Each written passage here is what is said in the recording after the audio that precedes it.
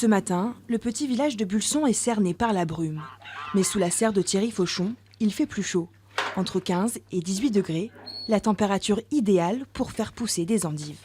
Sous cette bâche, 15 000 racines de chicorée sur lesquelles vont éclore ces fameuses fleurs blanches et jaunes.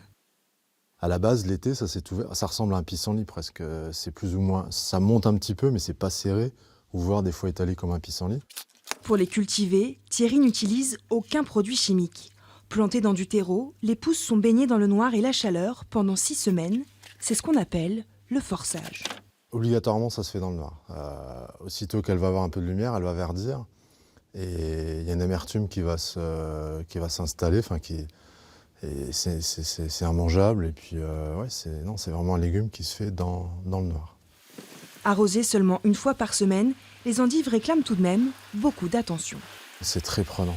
Moi, pour forcer 4 bacs, là, donc 2000 racines environ, j'ai quand même 10...